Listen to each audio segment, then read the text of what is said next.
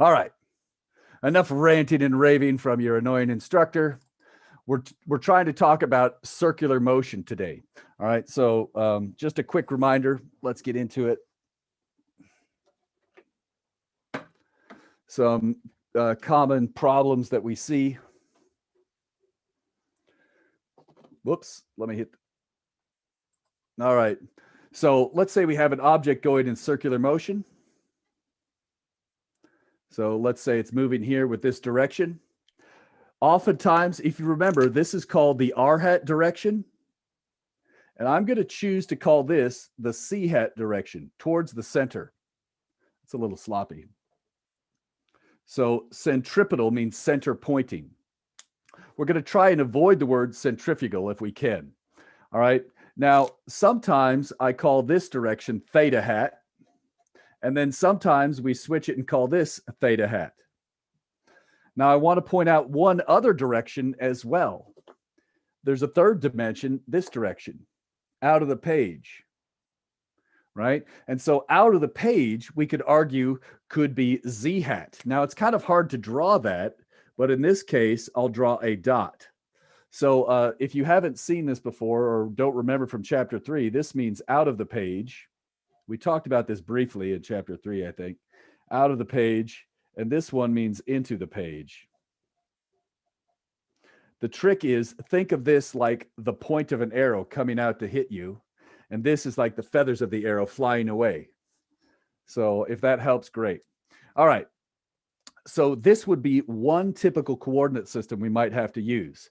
Very oftentimes, what I would do in this situation is I would say, look, this looks like it's going in the same direction as V, so I'm going to get rid of this one, right? You choose one of these theta hats. I oftentimes choose theta hat to align with there. If you're in a math class, theta hat is always in the direction it's rotating. Now, in this case, R hat is radially outwards. A lot of times, I like to choose this set of coordinate systems, so you're going to see that a lot in the book. Now, if I had another version of this problem, like this. Okay, imagine we have this scenario. Okay, I'm trying to line this up a little bit. So this is just something spinning like this. Now, it's a little bit hard to see this in 3D, and so we usually end up drawing a pure side view. So this might be a top view of that problem, and then we oftentimes need to draw a side view as well. And so now look what happens when you rotate this on its side. This is not going to be a pure side view, but approximate. Oops. That's supposed to be the circle from the side. So this is a top view, and this is a side view. All right. Now, in this case, if I was looking at the same object right here, its velocity would be into the page. Centripetal hat would be towards the center still. That's towards the center. And then what direction would this be? You take this whole thing and Z.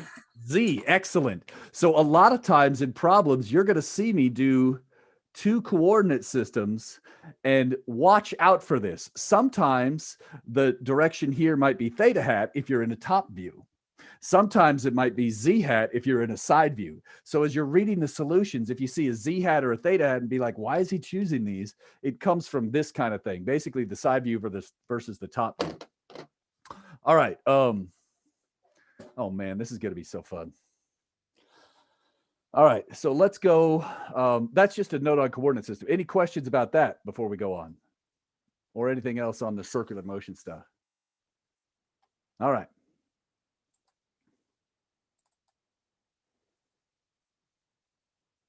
Okay, let's see. Maybe someday this will start up. There we go. Okay. Whoops. Let's go out here. We're usually around page 111 by now. Whoops, not 11, 111. Let's talk about units. Sorry. Okay, whoops. Let's try. I think we're a little bit down below that now. All right, so that was kind of our review here. Also, don't forget if I say CCW or CW, that means clockwise. All right, so that's kind of your definition page. Whoops, let me see where we're at here. This definition page is page 111. So 111 in your book. Oh, go ahead. Yeah. Yeah, I just wanted to ask real quick. Yeah. So in where you separate the R hat and the theta hat into sine and cosine, you're separating them into I and J. In what situations would you use something like that? Like In coding or in Physics 163, basically in almost any dynamics course. So basically, this is a foreshadowing of stuff you would use in later courses, but not so much in our course. Is that good? Yeah. Okay, I was wondering. I was like, well, because I understand the coordinate system. Then I see that. And I'm like, oh, then we have to separate it into I and J. And I was wondering, okay. So the trick here is if you're doing calculus, it's easier to do calculus with I hat and J hat. So if you ever have a problem like in Physics 163 or dynamics where you have to do calculus with R hats and theta hats, the first thing you do is you change them into I hats and J hats so you could actually do the calculus. If you don't do that, R hat and theta hat depend on the angle. And if you're integrating over the angle, it's really hard to do that integral without understanding that explicit cosine and sine crap. Good enough? Yeah. All right. Cool. Good question. So that's foreshadowing, useful in another class. I just thought I'd show it to you early. All right. You should be able to get by without doing any of that right now. Okay. So let's get down here to a problem. I think we talked about these last time, and I think we kind of looked at this one. And just a quick reminder of this one. I hope you could see from this image, this is one of the things that's very confusing about it. We started off with a 30-degree angle. So this was 30 degrees. And then notice the angle in here, I think it was like 11 or maybe it was 18 or something. But the idea is the acceleration vector will not necessarily line up on one of the coordinates. It won't necessarily line up with any of the other vectors. And so this is what's complicated in a vertical circular motion problem. We often have a component of acceleration towards the center and a component of acceleration tangent to the circle. And so, and those numbers can be wildly different and produce angles that don't match up to any other angles in the problem. So, and in case you forgot from last time, whoops, well, I'll just say it right here on my whiteboard. We'll go like this. So we talked about these frames right here. So the last piece of this is we know that AC is V squared over R. Sometimes we can actually use this as R omega squared. You might be saying, well, what's omega? Omega is 2 pi over the period, right? All this is on page 111, I think, or on the back of your book. But just watch out. Notice these equations look a little bit funny here, especially when I add in one more. The velocity tangential is equal to R omega. And so we see that a lot of people sometimes confuse these two terms right here. V, it's not your omega, it's R omega. And AC is R omega squared. A good way to check this is, if you're new to this, you could check the units, right? This is meters times radians per second. The units of omega are radians per second. So notice meters times radians goes away and gives you just meters. Whereas up here, it's meters times radians per second squared. Well, radians is a dimensionless unit, so we get meters per second squared. So the units will work out on all these, and similarly here, the units work out. Notice here, if you think about it, this is 2 pi radians per second. If that helps you, time is in seconds. So you can see the units are radians per second there, if that helps. All right. Now, so yeah, there's that. And then finally, let's put this in here. A total is equal to the square root of A centripetal squared plus A tangential squared. Now, in this case, oftentimes we get A tan in this chapter from a free body diagram. So remember, that's kind of like what I was showing you on the screen here. Give me a second. right? In this picture here, remember this AT term, I'm over here in the figure over here.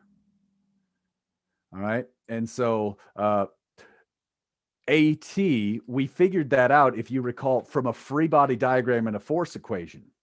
So a lot of times AT in this chapter is just some number or equation that you figure out from an FBD. All right. Later on in chapter 10, we are going to revisit this. And it's kind of exciting. This is where mechanical engineering really starts to get stoked about the class, because so much is rotation for mechanical engineering. All right. All right. Let's leave it at that for right now. Okay. So let's go and do some problems and have a good time. All right. And then I hopefully have some videos to show you for some of these problems once we do the answers. So that'll be like our treat. Okay, this is one I think you could do on your own and just get used to the units. Let's see. I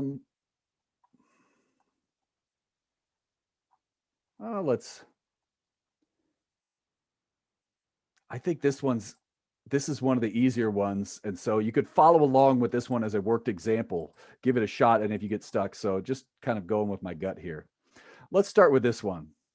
Swinging the bucket of water. All right. So the idea here is you're going to take a bucket, and let me get my bucket here. All right. Now this room is very small. Okay. So rather than, just to show you, these are actually, right, I'm in a very small room and I don't know what I'm going to hit. So I'm not willing to fill this glass with actual water right now. Maybe if you guys promise to study, I'll think about it. All right. So, but yeah. So in this case, the idea is, if I can manage this, whoa, I'm going to fall on my ass. And these headphone cables.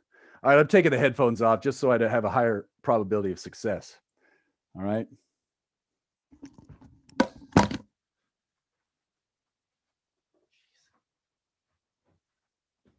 All right.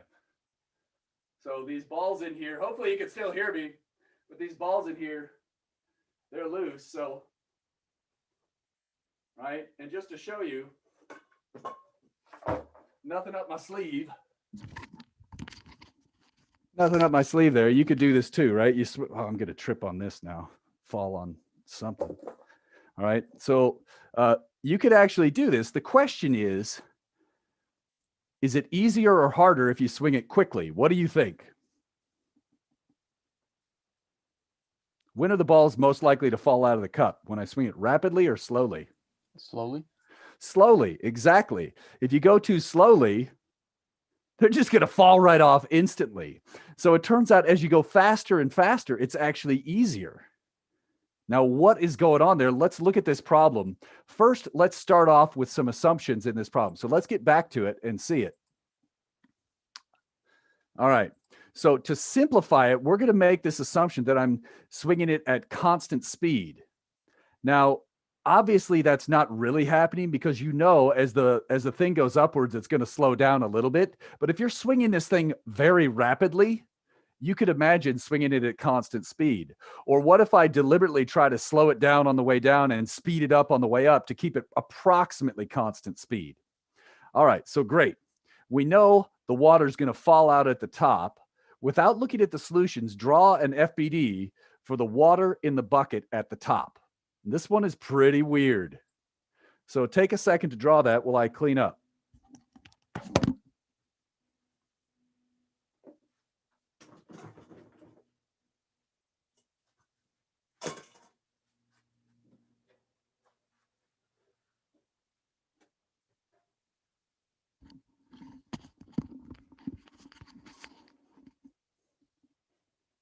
Oops, my cable's crooked.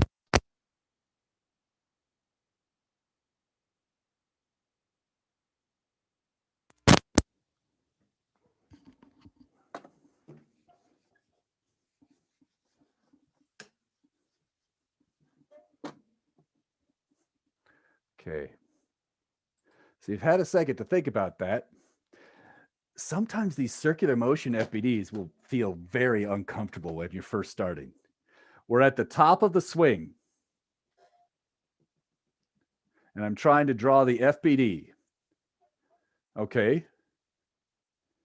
So what is, and imagine, you could imagine this is the water in the cup or whatever. Or you could imagine it's one of the ping pong balls that's in the cup. Let's say it was a ping pong ball in a cup with only one ping pong ball. What's one force on the ping pong ball?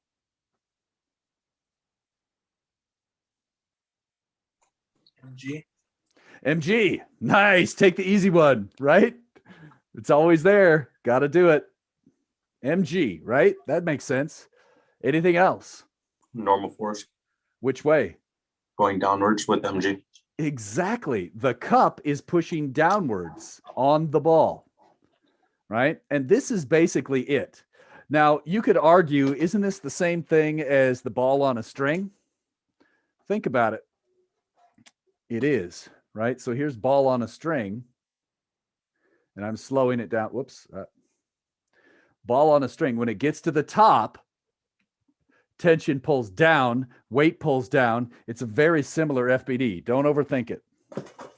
And then that's it. Wait. Why is this wrong? Oh, go ahead. I was gonna ask, how come there's, so if you were like, say at like 2 o'clock position, you would have the tension from your arm, right? But how come when you're like right on top, there's no more tension no more? Well, keep in mind that it's one of these kind of things. So the tension is applied to this thing, and this thing applies a normal force to the cup. Okay. So effectively, the tension is what's causing this to go in a circle, which in turn causes the normal force on the cup, which in turn causes the normal force on the ball. So effectively, it's this normal force is the tension. It's Got not it. the tension, because the tension has to support this and the cup and the ball. Mm. Whereas the normal force from the cup is only the thing in the cup. Does that make sense? Yeah, okay. But it's very similar to the tension. It's, yeah. So if it was this one, we'd see a tension instead of a normal force. That's all. So yeah, watch for that. If something's sitting on a plate or a surface as it moves, then we're going to get the normal force towards the center of the circle. Yeah. Well, I should be careful. The normal force is not always towards the center, but for this problem, it is. All right. Good question. Others. Oh, let's get back to mine. Why is this bad on an FBD?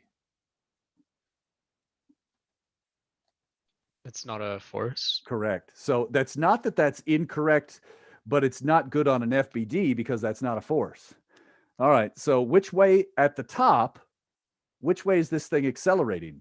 If we're going with constant speed. Towards the center. Okay. What's a good name for that? AC. AC. And then why is A tangential equal to 0? Because all the acceleration is going towards the center. Its velocity is constant. Yeah, that's what I'm looking for. Wait, what did you say? Velocity is not constant.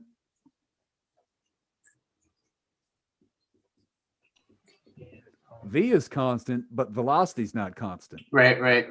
Because velocity is constantly, right? Going. Yeah, it's constantly changing direction, so it's not constant. Yeah. Exactly. I just wrote on my floor. Great. Whatever. Okay. So we got to be careful. Speed is constant. Velocity is not constant. And so it is okay to have an acceleration. And that's what we were seeing. Like initially velocity this way, afterwards velocity that way, change in velocity towards the center, acceleration towards the center. We made this assumption that the speed was approximately constant in this problem. If I swing it fast enough, just to show you this is true, right? Just showing you this isn't a lie. If you swing this fast enough, the amount of, think about the time it takes this ball to go from the bottom to the top. The amount of acceleration in the Y direction times that tiny amount of time is negligible. So if you spin this thing fast enough, it really is approximately constant speed. Whereas if you go really slow, then it's not a valid assumption anymore. So this problem is only approximately true. All right, that's cool. Let's rock it, right? So now N plus mg equals m AC. Sweet. All right. So now what condition? Oh, let's go back to the problem. So I think we've analyzed this and we've done part A now. Let me check. We've done this. Draw an FBD and write the force equation. Okay. Now read part B. As the bucket spins faster and faster, there's more tension in your arm and thus more normal force from the bucket. Conversely, as the bucket spins slower and slower, the normal force decreases. What's the smallest value of normal force we think makes sense here?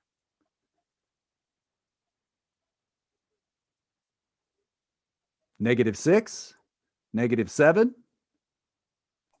G? No. No. Being less than 0.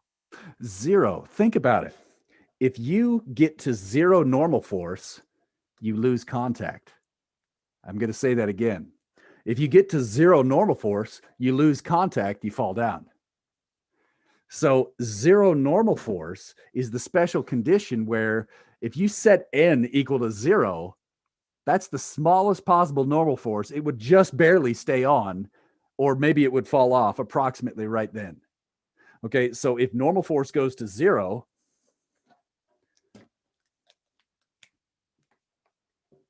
that gives us an equation for the minimum speed. Wait a minute.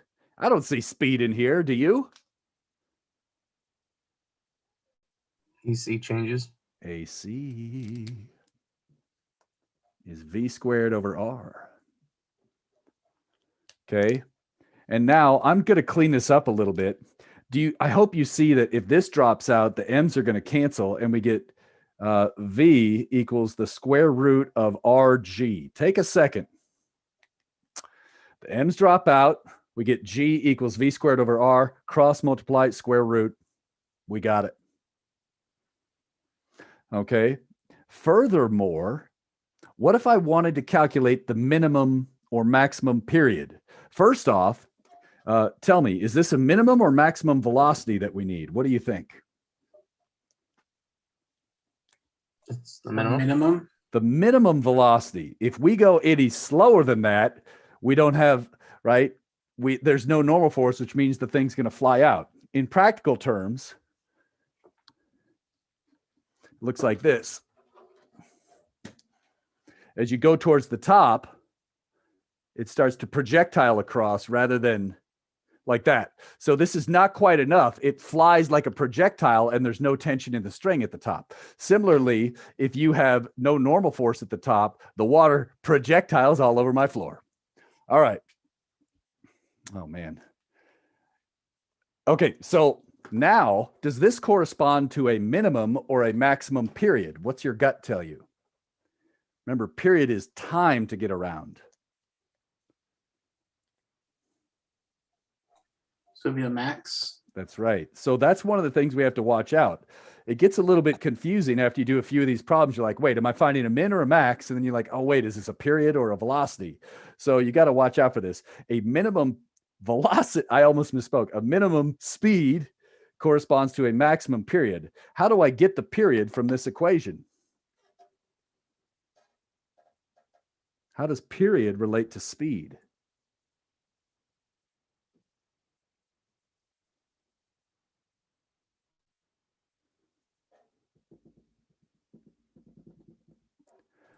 Distance per unit of time? Yeah. So what's the distance all the way around? 2 pi r. 2 pi r. What's the time all the way around? The period. Period. And that should equal distance over time has units of? Meters per second. So, Velocity. yeah. And so notice V min corresponds to T max. And so think about this. If the period is a maximum, you get a big number in the denominator, you get a minimum speed. And so from there, we use this equation a lot. And I believe this is, if this isn't written on the back of your book, you might scribble it back there. I don't think I wrote that, but, or something. We're going to use it so much, you'll probably be used to it, but this is an important relationship. So, okay, cool. So let's go back to the problem here.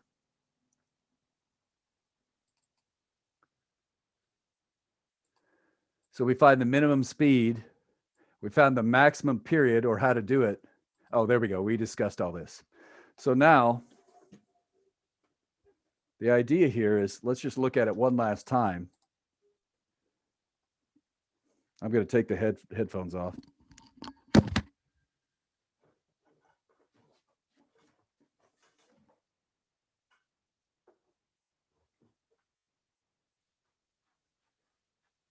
Okay.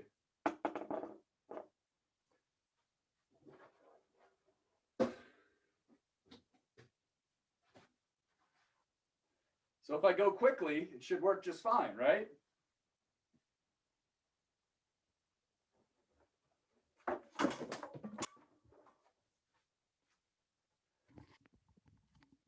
The issue comes when you try to change speed. So usually this is great with students with glass. I usually do it in class. And you get them to get it going. And then after you get them to start it, you tell them, by the way, it's really hard to stop. And then they shatter the glass and it's fun. All right. Wear safety glasses if you do it at home. All right. Let's get this out of the way. I lost half of the stuff, but we'll find it later. Okay. That's a fun one. Questions about that? All right. Try it with a bucket of water outside at your own house and make sure you swing it pretty quickly. And the trick, I guess if you care, the trick to stopping, if you want to know the trick to stopping, when you're swinging it around, you kind of swing it and go halfway up. So don't stop at the bottom, stop it like a quarter or halfway up on the other side and then swing it back. So you swing it around and then to stop, you go like that and you'll be fine. All right. Or just stop at the top. See what happens. All right. I think it's fun. All right. Okay. Something we've got to watch out for here. Let's look at 6.56. All right. In 6.56, we've got two kinds of devices. On the left, we have a ball on a string. On the right, we have a rod with masses. Okay. So just be careful here. We've alluded to this already, but when the masses are balanced on each side, it's totally reasonable to go at constant speed. Okay. Also, if you have a stiff rod instead of a string, right? What is the minimum speed at the top? Let me show you.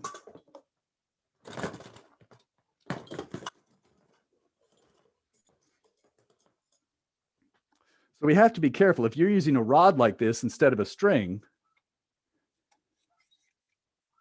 let me just do this. Whoops. And notice this one can go very slow and make it through the top of the circular motion, right?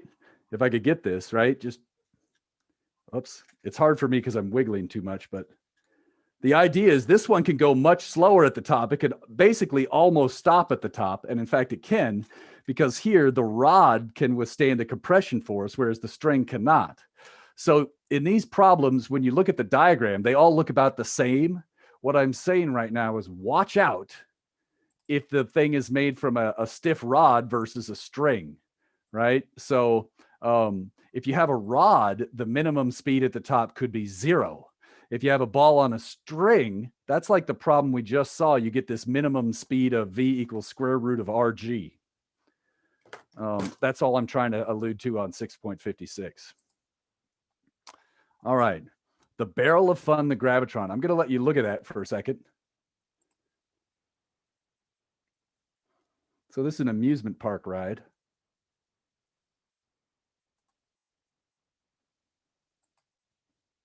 Oops.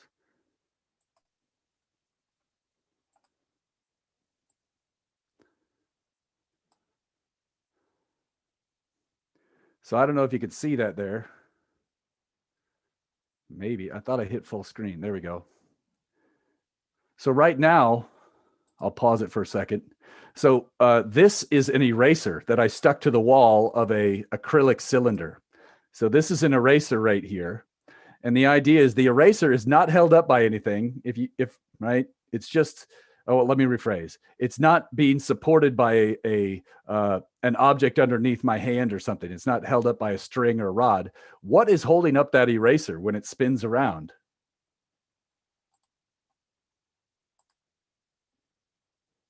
Friction. Friction. What direction is the normal force on the eraser? Towards the center. Towards the center. So this makes sense. The friction is up and the normal force is towards the center. It's a little bit weird. We're not used to that. But in this case, they still come at right angles, right? So you're still going to have, for example, at the instant shown here, there's a normal force pushing it towards the center to keep it in circular motion. There's a frictional force up. What's the other force? mg. Mg. All right. And so in this case, wait, what's the force that points towards the outside?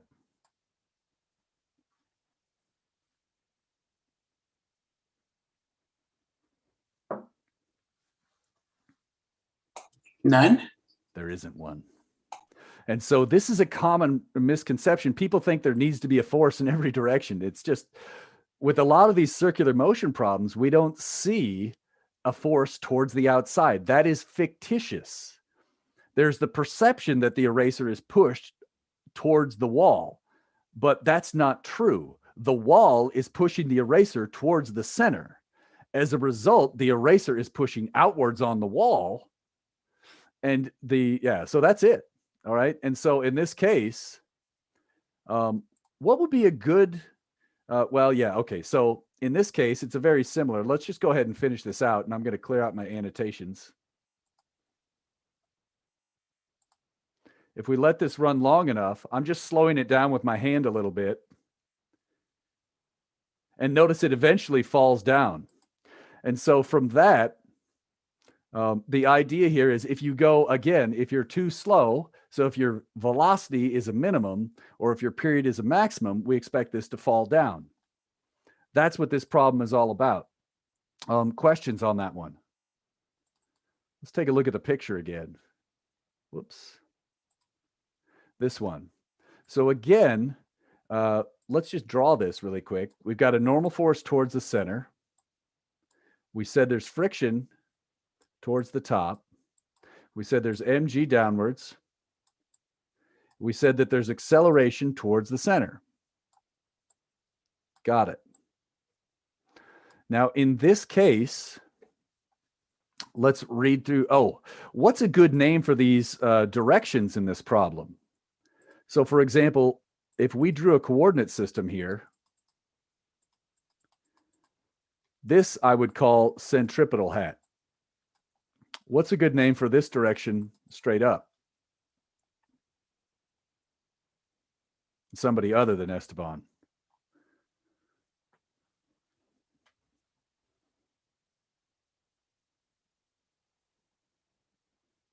Is it theta hat or z hat? What do you think?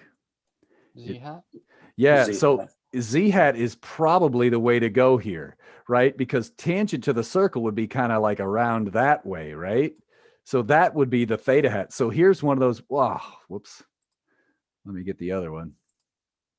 There we go. So that would be the coordinate system I would use. All right. So let's go through this problem. When you read this, determine the largest possible period that allows the person to remain suspended above the floor. So in this ride, you could literally be pressed up against the wall in a giant cylinder, then they drop the floor a foot and you're like, ah! So in this case, what is the largest possible period or minimum speed that allows this person, when you see that, what condition applies for friction?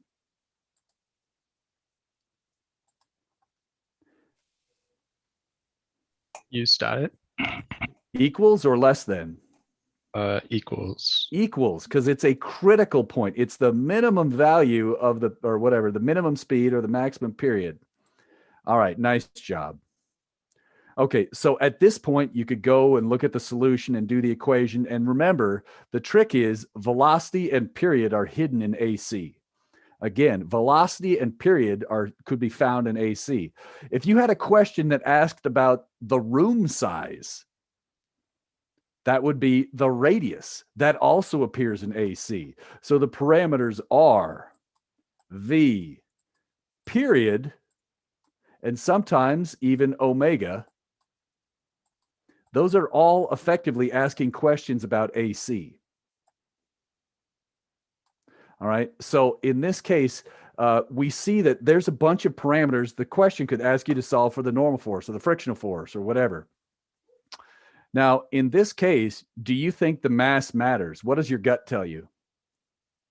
Is the size of the person going to matter? So do you think the period of rotation required will depend on the mass of the person? What's your gut tell you?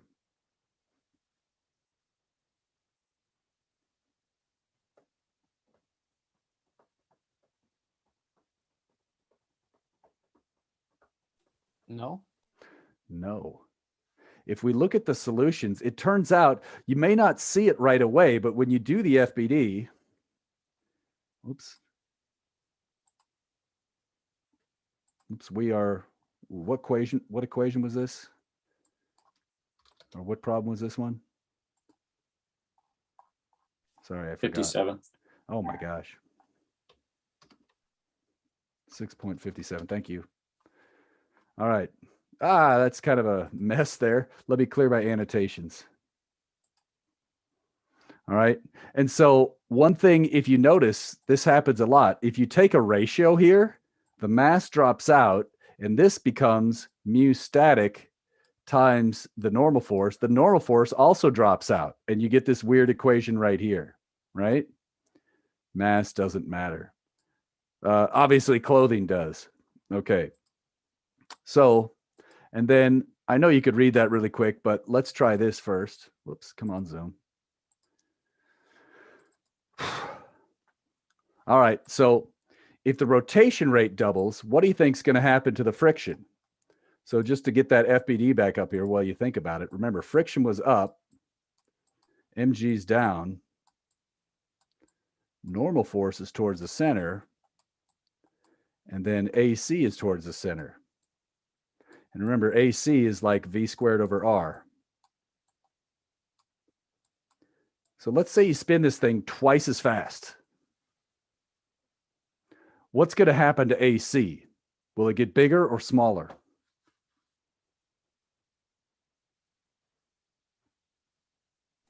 Smaller. Bigger. Bigger, because maybe this helps. It's R omega squared. So if you double the rotation rate, that's omega. What happens to AC? It goes up by what factor?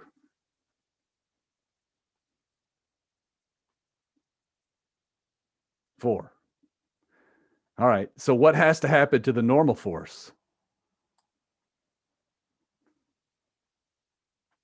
It's the only force pushing towards the center. If AC quadruples, what happens to the size of the normal force? It also quadruples. So what do you think happens to the size of the frictional force?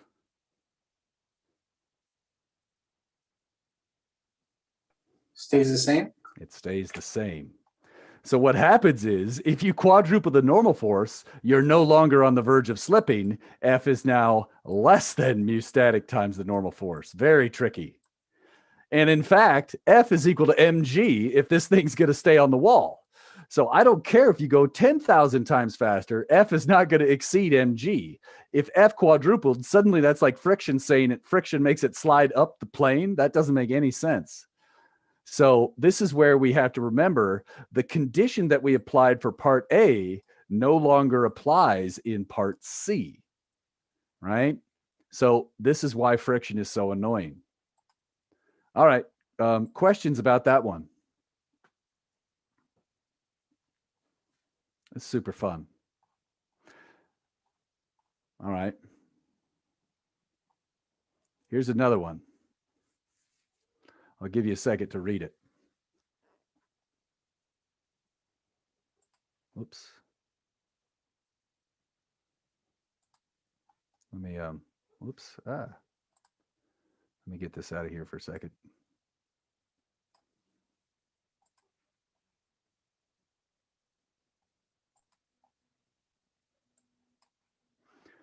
All right. So we've got different sized blocks, but now they're on a horizontal table.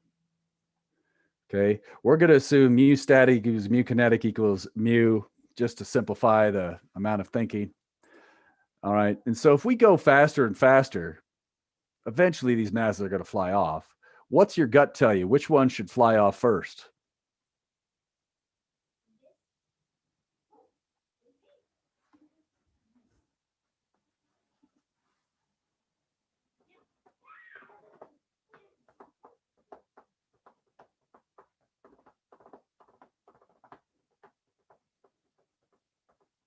What do you think? Tricky, right? You're probably doing an FBD and some force equations. If so, that's cool.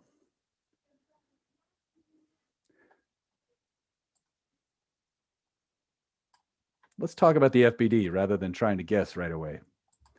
Okay, so let's look at, here's the side view of one of these blocks. Okay, so we're looking at the side view.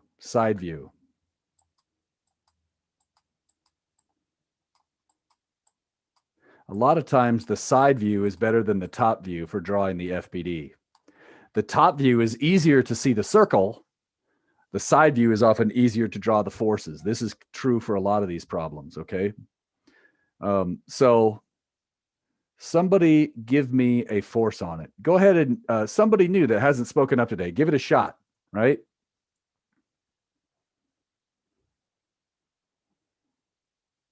What's one force acting on a block?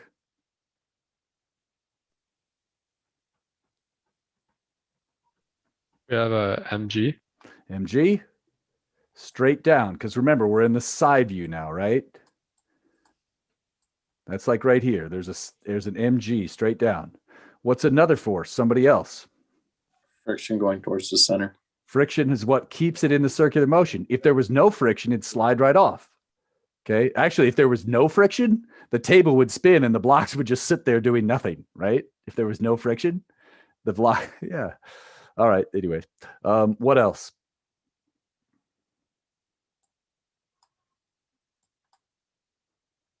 Then we have the normal force pointing up. Mm-hmm. And then let's read this part A carefully.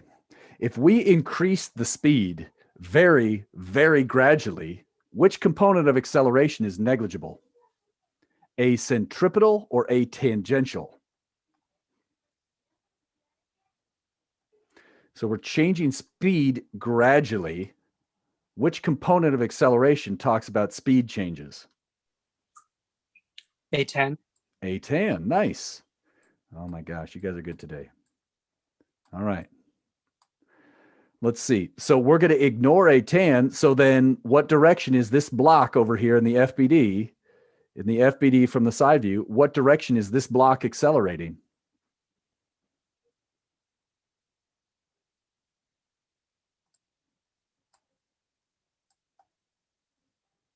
Towards the center. Towards the center. So what happens here is basically we're seeing the same kinds of forces. These problems are all very similar. Wait, what's the force that pushes it outside?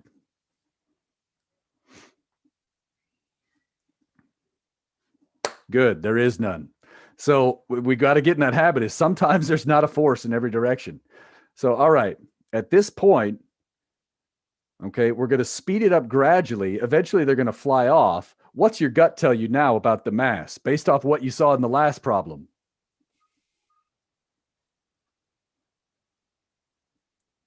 All of them. All of them. Oops. Oh, come on. Man, I got a lot of Zoom stuff going on here. Oh, let me move this. Let me move this. Whoops. Okay, so I'm going to start this over. In case you're wondering, this is a goofy situation here. I don't know if you can see it or not. There's a mass hanging somewhere up here. Where is it? Oh, right here. Is that right?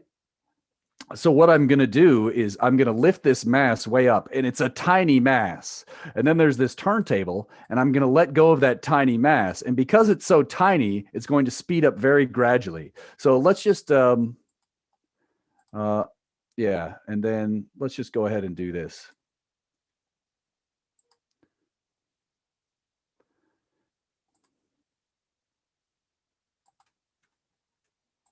So I'm just showing you that I'm not lying with the masses here.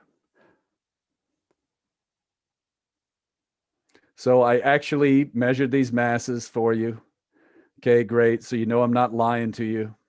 I didn't create some secret algorithm to mess with the masses here. All right, and let me just skip this. You can see I'm raising it up here. There goes that mass.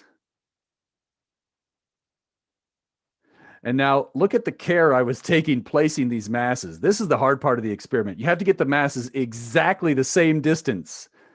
All right, so now I'm going to let go of it.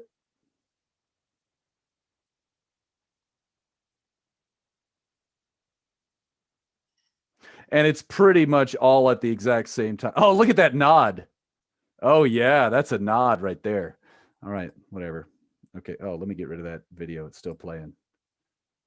Ah, such torture. Okay. All right.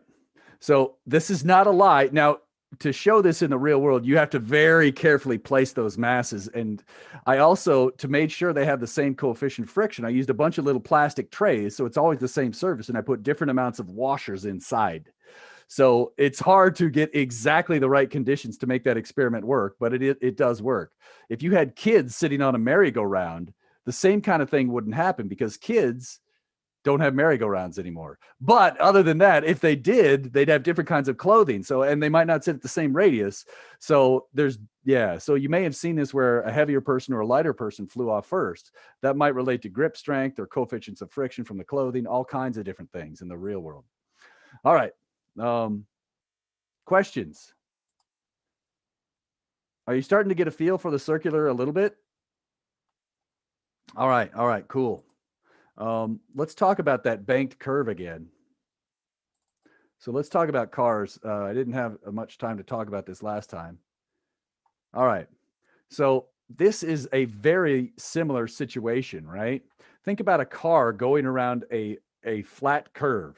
It's almost identical. If I just lower this down to 150, say, if you look at these two pictures, you can see it's almost identical, right?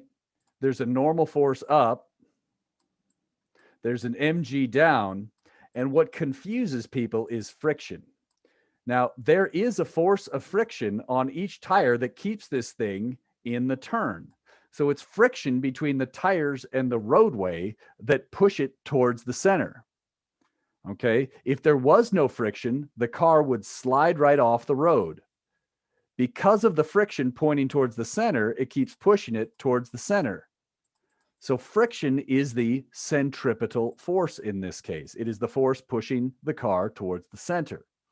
This is why it's dangerous to drive on an icy road, because if it turns at all and you don't have enough friction and your speed is too high, you don't have enough centripetal force to stay in the circular motion, stay on the road. Now, something that confuses a lot of people here is about frictional forces in tires. So let me make this bigger again.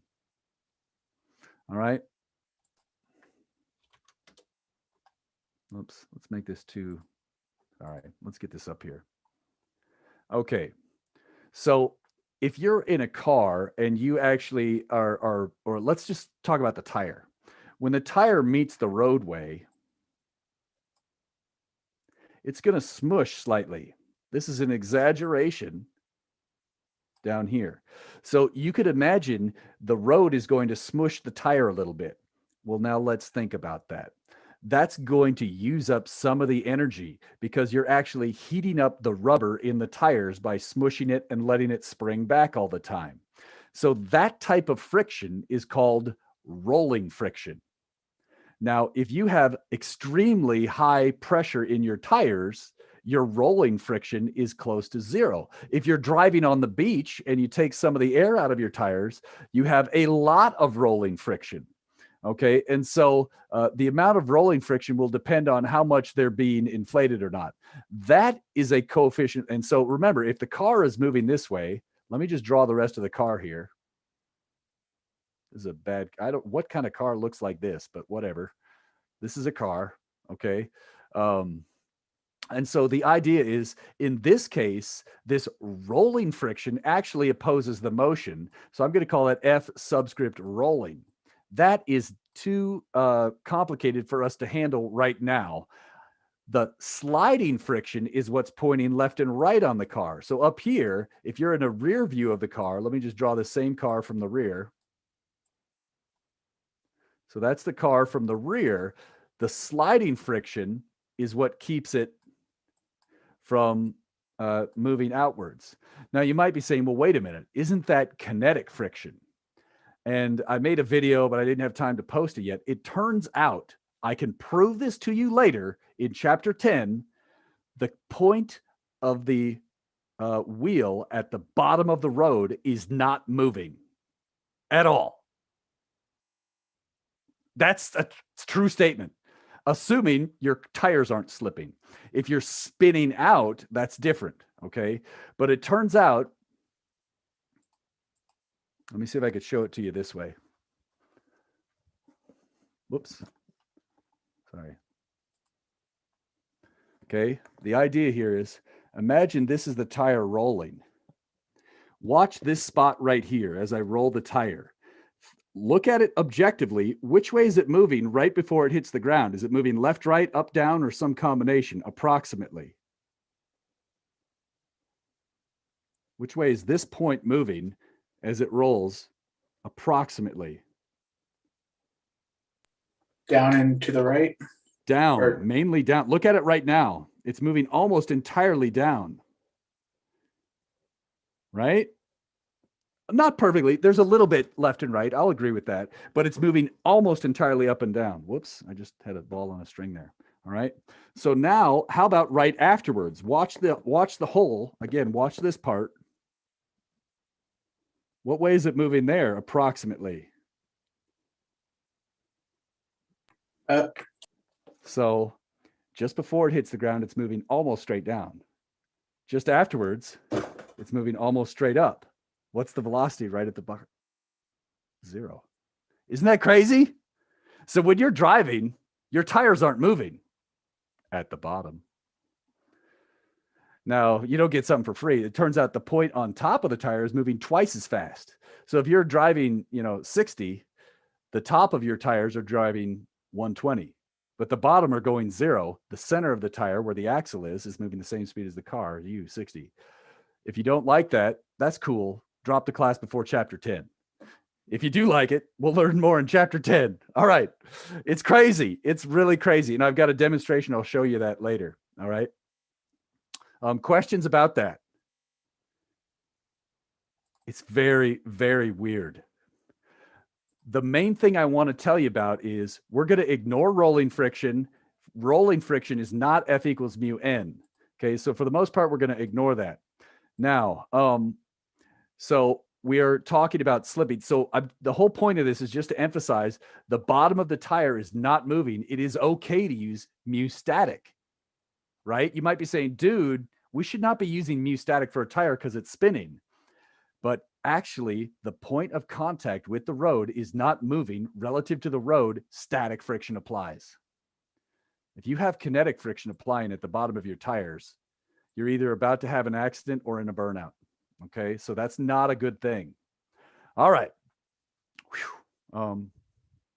Questions about that before we go on?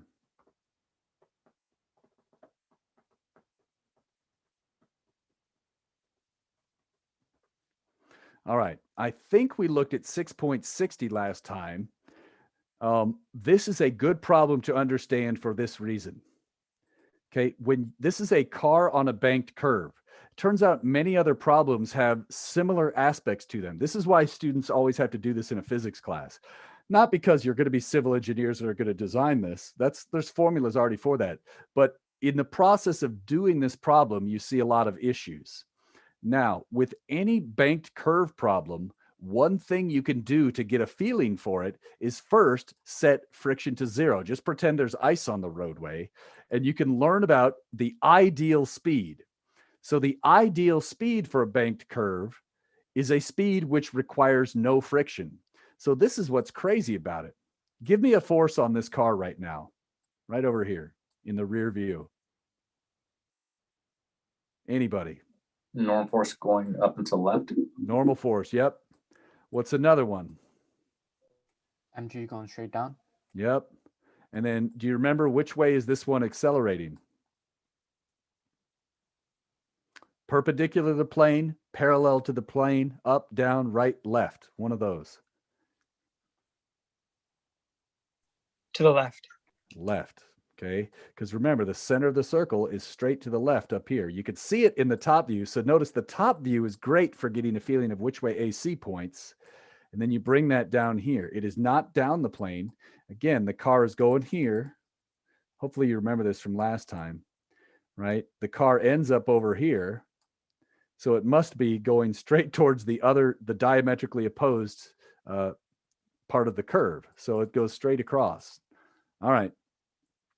So in this case, if you want to analyze a banked curve problem and you're really confused, first set friction to 0.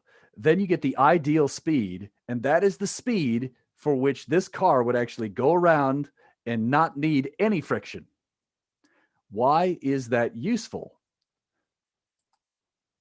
This one right here. If you're below the ideal speed, will the car slide towards the inside or outside of the turn? What do you think? If you're going too slow, which way are you going to go? You slide towards the inside. You'll slide towards the inside. If you're going too fast, you slide towards the outside. Too fast. Too slow. To San Luis Obispo, bro. Ugh, brutal. But the idea is if you have this ideal speed, the porridge is just right, mixing up all of our metaphors in one stupid question. If you're at the ideal speed, you can go around there. That can help right here. So notice in this next problem, let's do the next problem now. Okay. So in 6.61, now let's actually do one of these together. A car of mass m, it's similar to the previous problem, but now friction is there. We know the radius of the curve is r and the speed of the car is v. And we're told that the car is on the verge of slipping to the outside of the curve.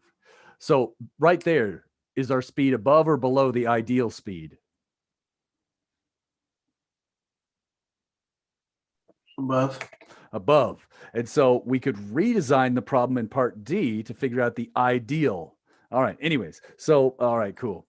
So let's try part A and B. Take a second, draw the FBDs and write the force equations without looking at the answers. Try. Okay. So see what you draw and how you would split it up. I'm going to get a little organized here. There's this one. And I found the other two spheres.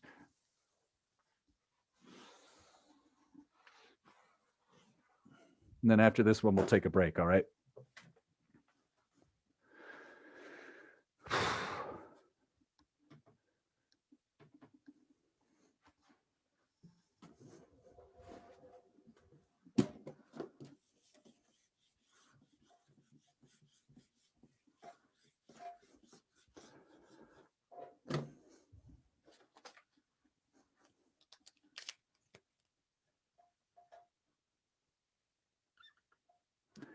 So I'm drawing my own FBD. It's slipping to the outside of the curve. Which way does friction point? I was guessing down the slope, but I'm not Yeah, sure. that's right. Notice it's again at right angles. And then this is accelerating. Let me draw this right here. So sometimes it helps to draw the forces right at the end of at the tip of the arrow, because a lot of times in these problems, I'm not sure which components I'm going to have to split or which forces I'm going to split. So sometimes I label the forces right at the end of the arrow so I have room to split up my forces. Which way is this thing accelerating?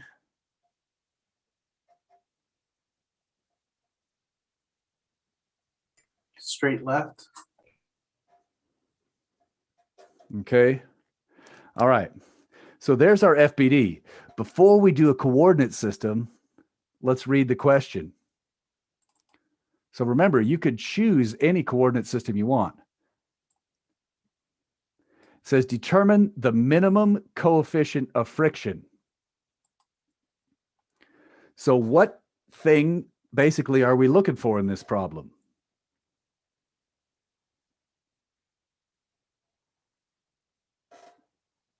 What variable are we trying to find? F. F. So here's the trick. If the question was asking about F, let's draw a coordinate system that lines up with F. If the question was asking about speed, where does speed appear in here? In the acceleration. So then I draw a coordinate system that lines up with that. Does that make sense? So depending what you're asked for, different coordinate systems can be a wise choice. This isn't, you can get it any way you want. And I did it both ways in the solution. But the idea is, well, if I'm trying to get F, maybe I'll split it up this way.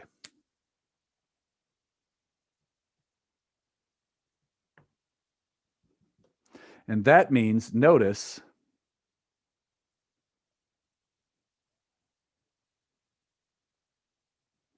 AC has to get split up too. And so, right, depending on what coordinate system you use, you have to split up the acceleration or not. Okay, in this problem, because F is what we're looking for, choosing a coordinate system where F lines up means we're going to get an equation where it's really easy. The other one would work too, but so I would choose to do it this way. Is this the only correct way? Absolutely not.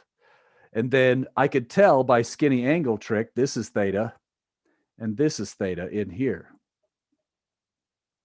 right? You could go around and figure it all out, right? We know that this is theta, this is 90 minus theta, so this is theta.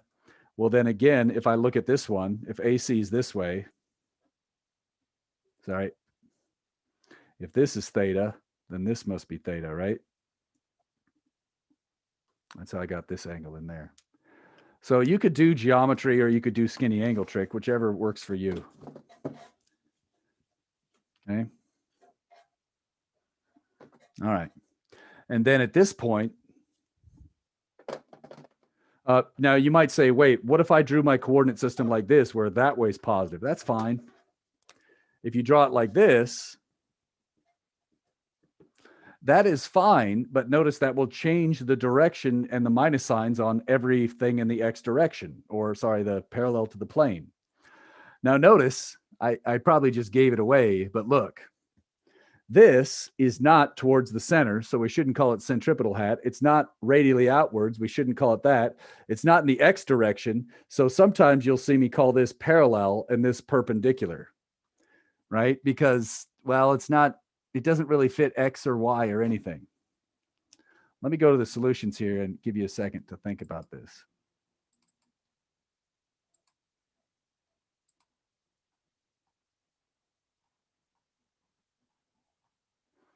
So here's the two styles of this one.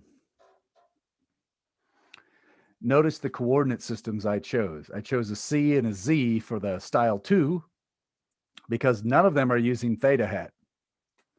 And then I use parallel and perpendicular. So it doesn't matter what you call your coordinates. If you called them X and Y every time, I'm cool with that. It doesn't really matter. I'm just trying to get you used to different types of coordinate systems. That's all. Okay, this is really important for mechanical engineers, not so much for everybody else. Maybe civils too. Okay.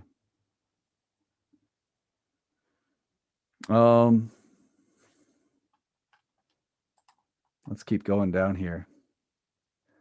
So style 2 actually works great for both. Look at this. you can replace all the S with mu static times the normal force, take a ratio, and all the N's drop out.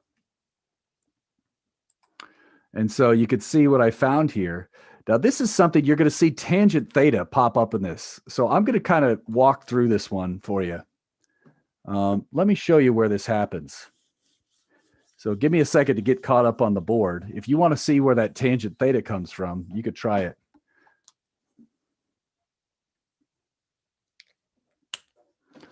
So I'm just doing, it doesn't matter which we do, but N minus mg. So this is from parallel. And I'll get my board to you in just a second.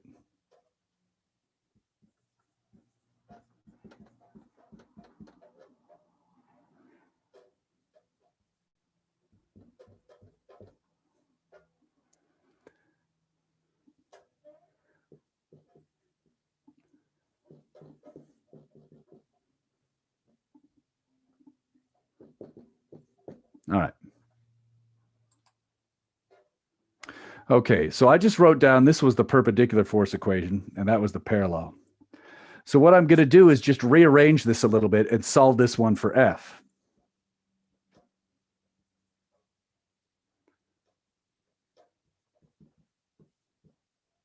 Wait.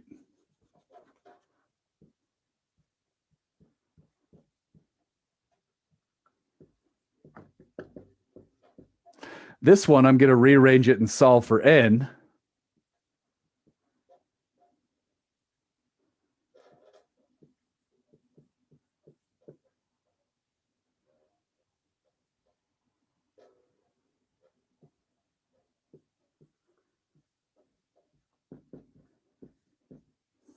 MAC sine theta. And now here's the trick. In this problem, I believe the wording was on the verge, or what's the, oh, let me just screen share so I get the right wording here. The wording in the problem says minimum coefficient of friction required to keep the car in the turn. That means if I go any lower, it's going to slip. That means it's on the verge of slipping. Again, the key word here, it says minimum coefficient of friction. That means it's about to slip. That's what allows me to do this. Right? And when I take, well, what's the quickest way to get mu all by itself? What would Horatio do? So you would divide n, or this right side by n, which is mg cosine plus ma sine theta. Yeah, I think is what you said. Take a ratio. That's what, if you ever hear me say, what would Horatio do? That's my sign. Hey, I should take a ratio. N drops out on this side. What does every single term have in it over here? Mass. And so the mass of the car doesn't matter. When you're a civil engineer designing banked roadways, it should be the same banked turn for a Mack truck versus a moped. Or an extreme cyclist or skateboarder or whatever. All right. So now, how do I get tangent theta out of this junk? The answer had tangent theta in it.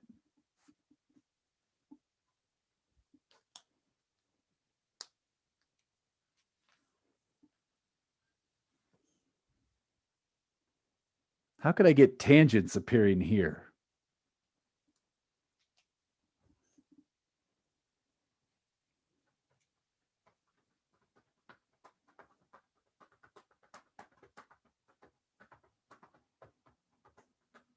I'll give you a hint. What if I divided this term right here by cosine theta? Do you see a tangent showing up? Sine over cosine is tangent. However, if I want to do it to this one, I have to do it to every single term in the numerator and denominator.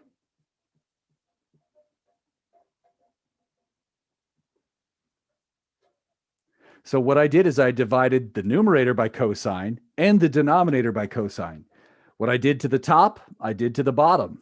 And this is pretty Is it required? No. But look what you get when you solve this. I get AC minus G tan theta all over G plus AC tan theta. I have done so many of these problems. And in circular motion, a lot of times you'll get answers that look like this. And you'll see very often, you'll see one of the term in the top without a tangent theta and one of the terms with. And then in the bottom of the equation, they switch. So this makes me confident in my answer. The other thing that happens very often, but not always, usually one of these equations has a minus and one of them has a plus, but not both. So sometimes the minus is down here and the plus is up there. And then sometimes it's flipped and sometimes the tangent theta is on different terms. But yeah. So another thing you could do here is, what are the units of this? Let me give you an equation to remind you. Remember, friction is a lot of fun. Friction is fun. Just draw a little mu there. What are the units of mu?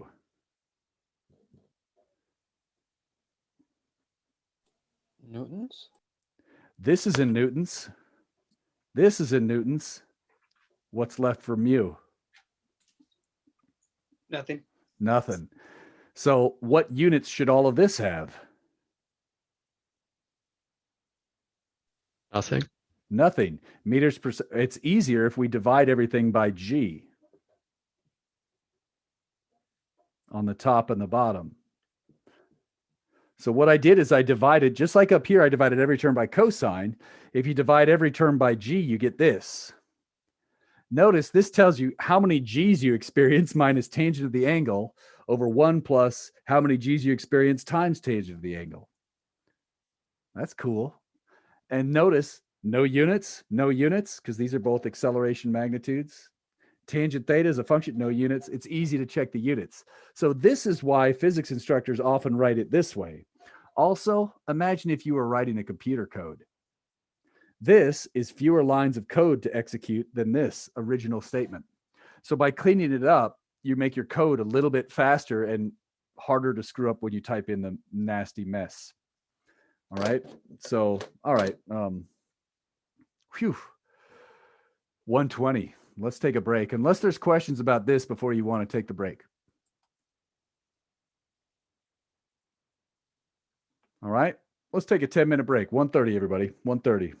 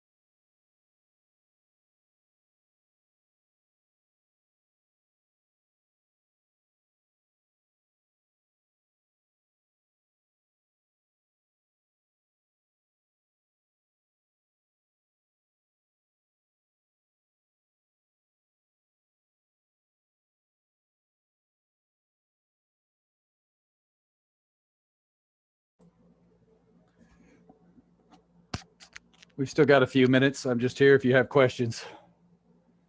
So got 3 minutes here.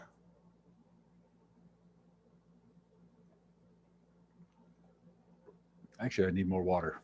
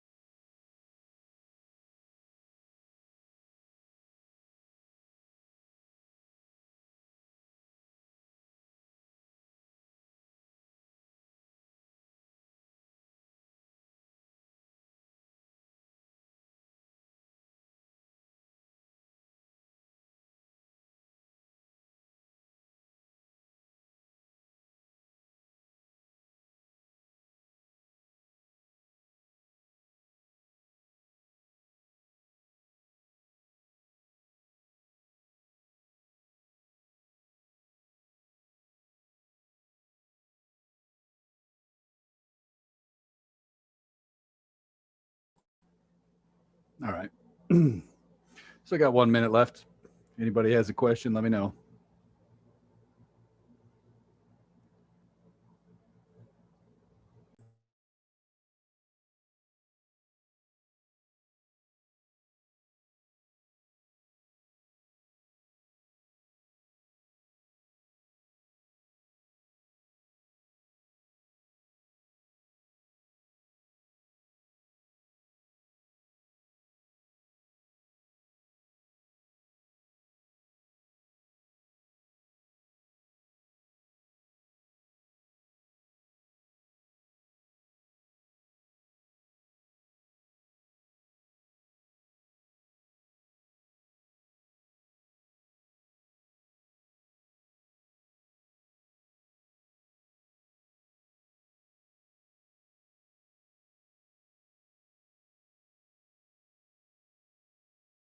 All right. Let's do it. So I'm just going to try to keep pounding through as many questions as we can. And I'm trying, I might not hit every single one, but I'm trying to hit at least some of the ones that are required for your homework. So you could check later and see which ones we've done. I'm sure we're getting 1 or 2 of them. But yeah. I'm kind of stoked here for once. Actually, let's, if you look at the schedule, I think we're actually on top of it. This week in lab is practice exams. You should still come to lab for the first 15 minutes, and we'll probably talk and look at the schedule and use that time then. But so this is your week to get caught up on chapter 6 and all these crazy problems. All right. So 6.62 and 6.63, they're all very similar. Now, the main difference in all these problems is basically which way friction points and whether or not you're on the verge of slipping.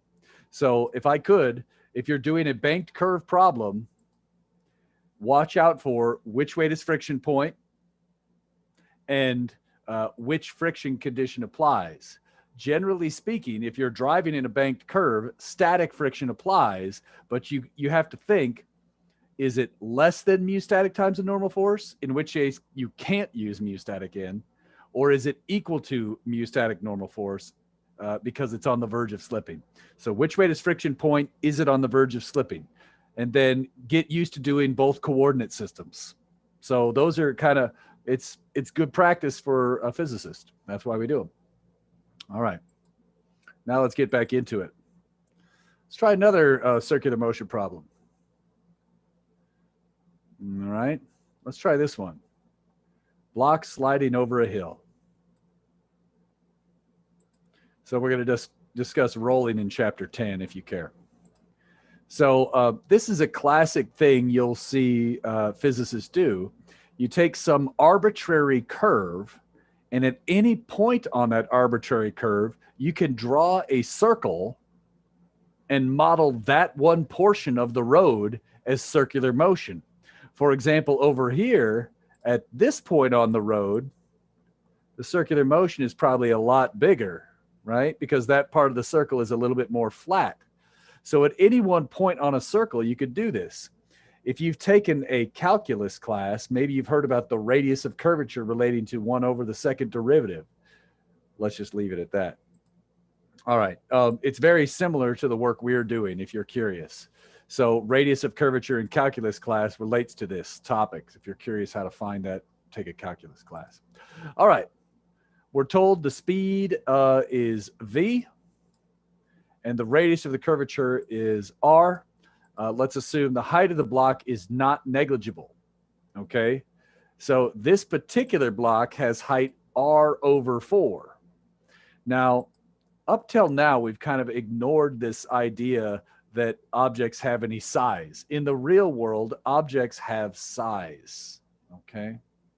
Now, in this case, we're going to assume this block has a center of mass at its center. We will go into center of mass ad nauseum in chapter 9. So I'm going to teach you everything there is that is reasonable about center of mass later. But for now, let's just assume the center of mass of an object is at its center. That seems reasonable for a first approximation. So in here, hopefully you agree, the circular motion of the center of mass should actually be about this point. Sorry if I'm a little slow here. So the idea here is objects in circular motion, we actually have to base that on the object's center of mass. So, for example, the ball on a string here. If I'm doing this problem like this with a very short string, right, this distance is not the radius. That distance is the radius to the center of the ball. However, if the string's really long like this, well, the difference between this distance and that distance is negligible.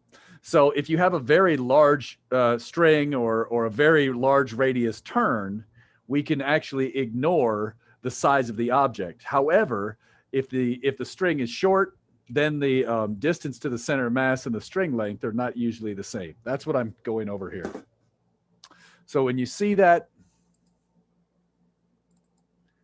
if you are curious how to handle problems where the size of the object is not small, you're just like, well, dude, if this height is radius over 4, that means this little height here must be r over 8. So the actual radius of curvature, you basically add in a small piece of the size, usually half the size of the object. So that's what this is saying. And notice changing by 1/8, 1/8 is 0.125, that's 12.5%. So we see if you sometimes ignore the size of an object, you'll get approximately correct answers, but you might be off by as much as 10, 12%, at least in this case. Not too crazy there, just making sure there's no questions. Okay. If the problem doesn't say that size is negligible, you have to account for that. All right. So let's try this one now. Figure out the normal force acting on the block. Okay, let's figure out the normal force. So let's start easy. If it says normal force, what type of problem or what should we do? So you see a question asking about normal force, immediately do what? On FBD. FBD, I love it. Give me a force.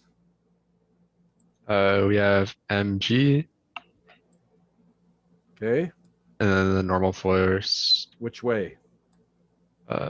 pointing. I want Don't to overthink it. Just take a guess. It's okay to be wrong. up. Yep, it's sitting on a road. It's push it up. So notice this is very different than the last problem we did, but that's fine. Remember, with the normal force in the last one was down because the water was in a bucket, and the bottom of the bucket was above the water in the last problem. Now the road is under the block in this problem. Okay. Anything else?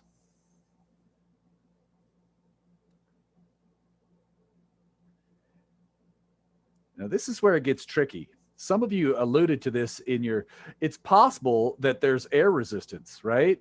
You could say there's a resistive force this way. But now somewhere, this problem says the speed of the block is V. This is subtle, people. Watch this. If it says the speed of the block is V, do you think the speed is changing?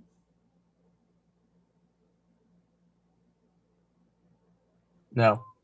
So this implies V is constant. If it says the speed is V, that implies the speed is constant.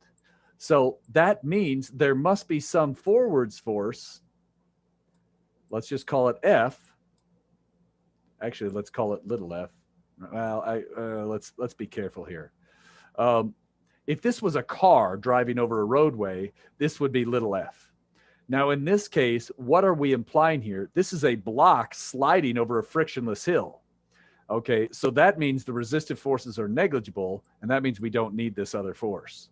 So one of the things that's confusing for these problems is if you talk about a car driving over a hill, air resistance isn't negligible. However, there's a force of friction pushing it forwards. In this problem, friction is negligible. We're going to assume air resistance is negligible, and that's why we can ignore these horizontals. Is everybody okay with why we can ignore the horizontal forces in this problem? I hope so. Or any questions about that?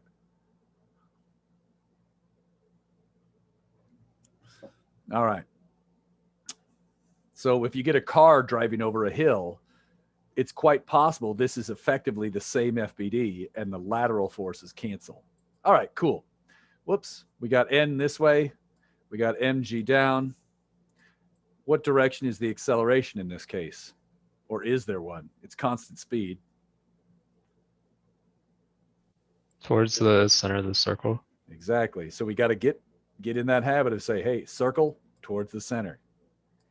All right, give me a force equation.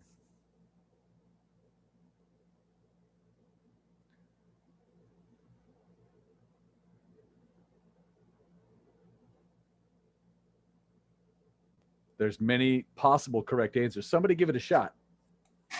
I would say N minus mg equals mac. Okay, let's do a quick check. These two are pointing the same direction. Do they have the same sign? No. So that's wrong. You were assuming up is positive, right, Esteban? Yeah. So what should you do?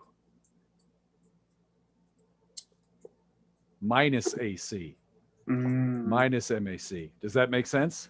Yeah, I guess I would have figured that out if I would have drawn out the coordinate system, but I tried doing it in my head. Yep, exactly. And so we see now the advantage of doing, so what I do is if I skip the coordinate system, what I usually do is I say, okay, this is positive.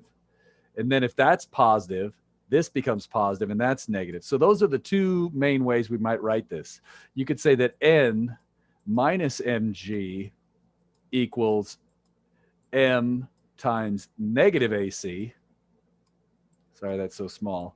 Or you could say negative N plus mg equals plus MAC. One of those two ways. So far, so good. Let me get some of this mess out.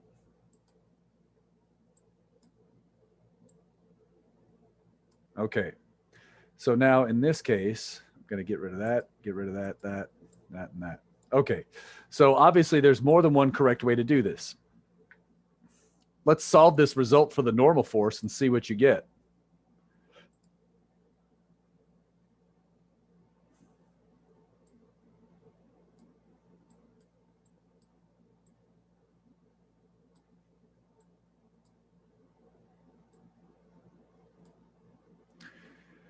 What do you get there? let's see. N goes over the other side. AC comes over. Is it AC minus G or G minus AC?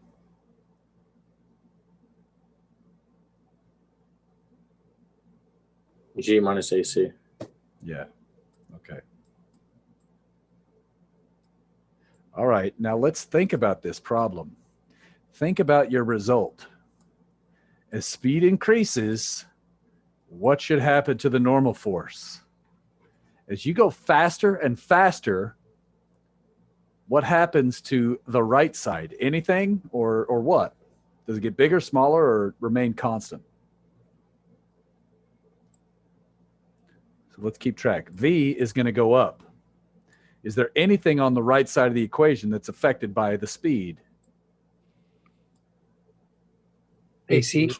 So AC, is that going to go up or down if you speed up?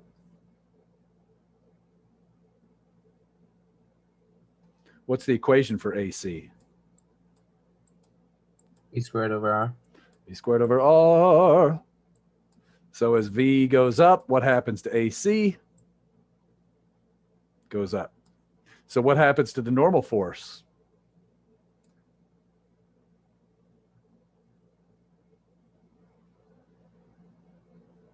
It gets smaller.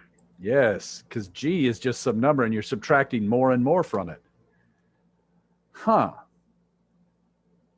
What happens if you drive too fast over the top of a hill? You fly. You catch air. So what happens to the normal force if you're flying? There's Yeah, no. there's Yeah, normal force goes to zero. So this question, maximum speed, blah, blah, blah. Okay, lose contact with the road. That's a buzzword that tells us to do what with this equation? Set what? N to 0. Set N to 0.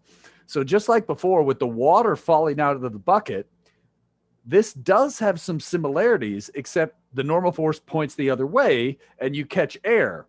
So this time you go too fast and you become a projectile. Last time you go too slow and you become a projectile. Whatever. The fact remains is in both of these problems, you draw an FBD and you think carefully, what is the object sitting on? Which way does the normal force point? Okay, so either the surface is pushing it towards the center or holding it up. All right, so notice that in the previous problem, we got a minimum speed. Here we get a maximum speed. The issue that changed is the direction of the normal force in the problem. So far, so good? I'm going to pause and see if there's any questions. What do you think?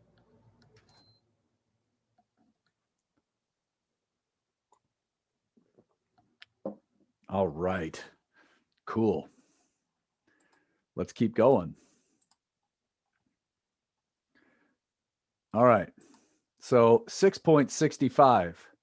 Let me get my ball on a string here. Conical pendulum.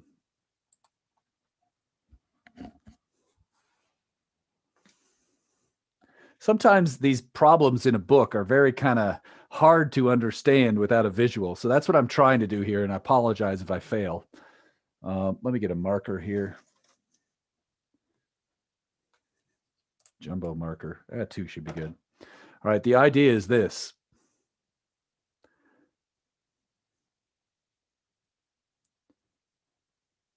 I don't know if you could see that, but this marker is supposedly going around. Let me do this even there. So if I could, I'll even go back farther. Trying to get it all on the screen. There we go. So this is what a conical pendulum is doing. Notice the ball is going around the markers and it's effectively tracing out a cone. All right. And so the idea here is, what's the tension in the string? Is it mg, more than mg, or less than mg? What's your gut tell you?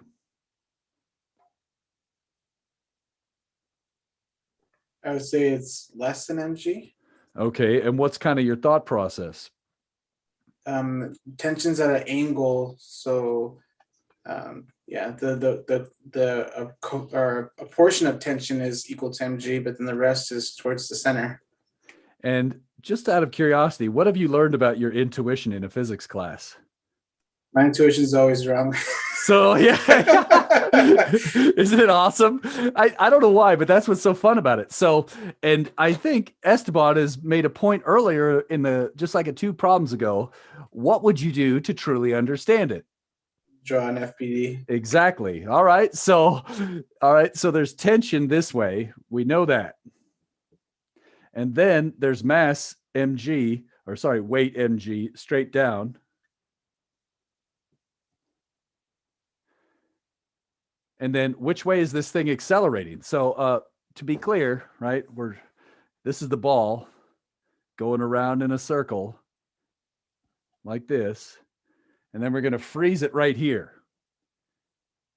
Okay, which way it's going in a circle here. What direction is the center of the circle?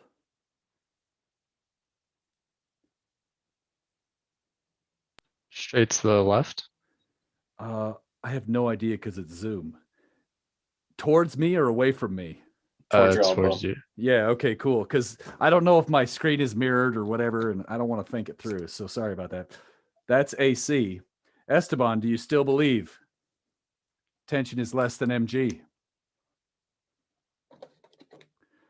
Well, let me rephrase. How can I tell the tension must be larger than mg immediately? I guess it would have to support MG, and then it would also have to support AC. Yes. So we see that this component of tension has to balance that or it would fall down. Then you need more tension to cause it to accelerate towards the center of the circle. Weird, right? Now, And that's exactly what I pictured in my head, but for some reason I was like, well, because I was thinking of the portion that covers MG is smaller than tension. So you might have been thinking split it up like this, right? No, I was thinking like that. No.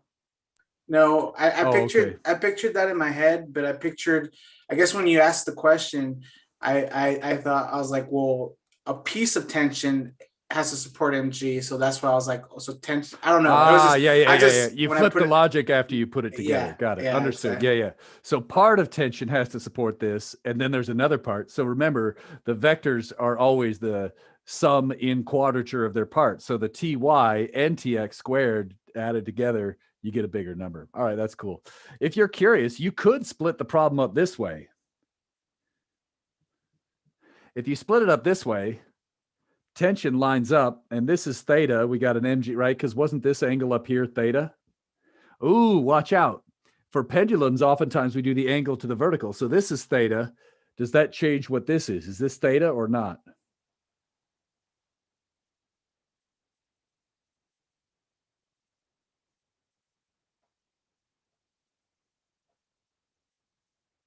Theta, theta, theta. Still theta. Okay. But now you might be saying, well, now it looks like tension's only part of this one, right? Doesn't it look inconclusive? What else do we have to split up? Acceleration. Yes. And so the issue is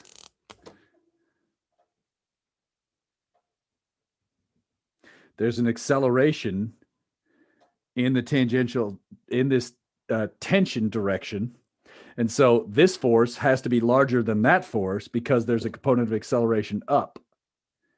And so, yeah, it still works out this way too, but this is a bad choice because now we have to split up 2 things. We're twice as likely to make a mistake. So this is not an ideal coordinate system. It would work. It's just not a great choice because it's confusing. So sometimes these problems, we got to use different coordinate systems. So you have to get used to using different coordinate systems. I hope that's something that's kind of coming clear here. And pretty much every problem and every question will have its own optimal choice.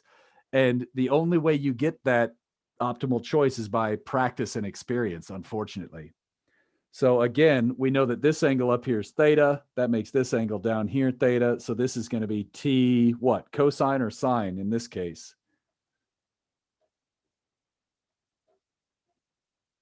T sine. T sine. And this is T cos. And we see that so oftentimes in physics, if there's an angle in a weird spot, sometimes the X and Y components, the X component does not get cosine sometimes. So you just have to learn how to do geometry too. What a treat. All right. So let's see if there's, oh, what's your gut tell you with this problem? Would it be different? Let's say I did the same problem. Right now I'm using a wiffle ball, okay? Or a pickleball, actually. All right, so let's say I use this pickleball ball. What if I replace this with a bowling ball and tried to go at the same speed? What do you think would happen to the angle if I used a bowling ball, much heavier, and I tried to make it go at the same speed? What do you think? You will study more. You will study more. The angle will be a lot smaller. Exactly the same. Doesn't matter. Isn't that crazy? Take a look. This is going to have an M in it. This is going to have an M in it. When you do the ratio, it drops out. I'll show you. Isn't that weird? It's crazy. Doesn't this drive you crazy sometimes? I don't know. It's just so fun. What problem was that? Sorry, I lost it already. Was it this one? I think it was this one, right? Yeah, it's 65. Okay. So now, thank you. So notice we get these equations and look at the mass dropping out. And you get this weird result. Does anybody recognize this problem at all? I don't know if you recognize it. Anybody that had 110, or maybe you didn't do it in 110.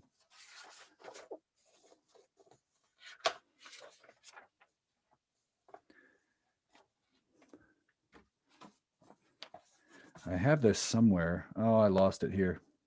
Oh, here we go. It's not exactly the same, but this was 1.42. It looks very similar. G tan theta, blah, blah, blah, blah, blah. So it turns out I try to force all those stupid weird things in chapter 1 are from problems you're going to do with me sometime. Okay, let's get back to this. Zoom all day makes me insane. It's not just my normal state, I swear. All right, so you could use this. Turns out you don't need to do numerical methods. They'd be smart here. But I had to solve this ugly equation. I did the quadratic formula and took inverse cosine and found the answer. So, yeah, it's just a mess, right? It's just ugly. All right. I don't know. Questions about that? I'll give you a second to look at it.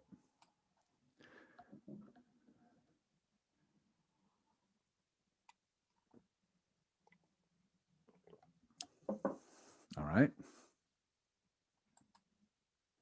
Whoops, that was the wrong button. I meant to change files. Go ahead if there was a question there. Ooh, 666. Oops. All right. So here we go, orbiting nuts. This is a similar problem. And again, it's based on a fair ride. You get into swings and then attach the swings to a rotating discs. And then when everything is at rest, the strings hang straight down. Gradually, it swings faster and faster. Whoa, ding, ding, ding, ding, ding. When you see this sentence, what is that telling you? Gradually, it rotates faster and faster. That says something. What does it mean? The ATAN is negligible. Nice. So that's what that line of the words is supposed to imply. Okay. Eventually, the ride rotates at a constant rate. Okay, cool. As a result, the strings form greater and greater angles from the vertical. Okay, right. As you speed up, do you agree these angles have to go out? What is the force that pushes this mass outwards? What's the force that pushes it out?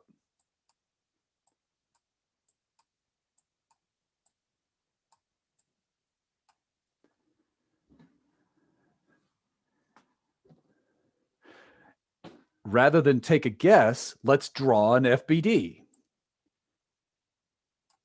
What's one force acting on the object right now? Don't overthink it. Give me a force. Tension. Tension. Which way does that point? Up and to the left. Tension. What's another force? And mg. Okay. So what's the force that pushes it outwards? None. Tension sine theta. There isn't one. Here's the deal. As you speed up, if this object doesn't have any tension, it can't go in the circular motion. And eventually what happens is it tries to go in a straight line. As a result, well, think about it this way. When you first start swinging it, it's going to try and sit there, and this disc is going to turn, and the tension will start to become angled, and that will cause it to accelerate. And then what happens is, unless this thing has a tension component towards the center, it can't go in the circular motion. And so eventually this reaches an equilibrium where the tension is pulling it towards the center, but it was the tension in the string that caused it to kind of wiggle and move around all this. So this is very weird to think about, right? There really isn't a force towards the outside. There just originally, when you start this thing moving, there wasn't enough force towards the center. And so as a result, it tried to go in a straight line. That caused the string to pull in a weird way on the mass, which caused it to speed up. And then it tried to go in a straight line. Then there wasn't enough. This is very complicated. Boy, it'd be nice if we had a video of this. I just wish we did. Oh, oh, oh, oh. That's a weird job I have. Okay. So here it is. This is a goofy thing. So it's very difficult to describe this. This again is attached to an accelerator here, so you can't really see it. So let me make this full screen first. So the idea is there's a string right there that's hard to see at the bottom. I'm looking right here underneath. This string runs over here, then it runs up, and then there's a hanging mass right here that's going to fall down. You can't see it. I think it's out of frame. But this is going to cause a very small tangential acceleration. Now, it's a little bit not obvious here, but this is a very small mass, and this is a very big mass. Okay, they're just different nuts. Okay, and they're both attached right at the edge. So this is right at the edge, and it's kind of hard to see, but you'll see it as it rotates. It's going to very gradually speed up. Let's watch it.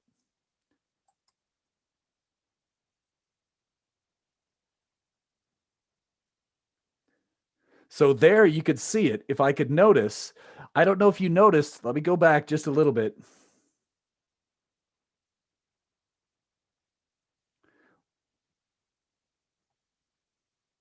Where is it starting? Right about there.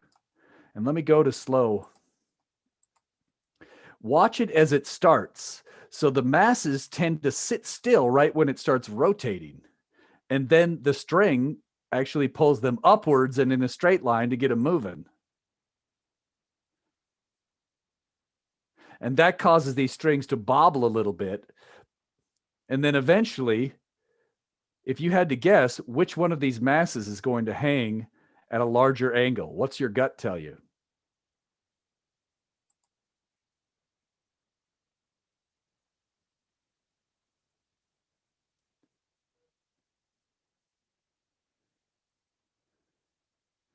Exactly the same. Just like the last problem, the bowling ball, and we could see here by gradually accelerating these things, we make it a little less confusing. And so at any given, for one rotation, the speed is about constant, and you could see the angle is the same whether it's slow or fast. And then when you stop them, then oh yeah, it's all right, whatever. Let me stop that. I just think this is so interesting for some reason. If we go back to the problem, that's what's happening in it. Whoops, right here. Again, it's almost identical to the last problem. What's different?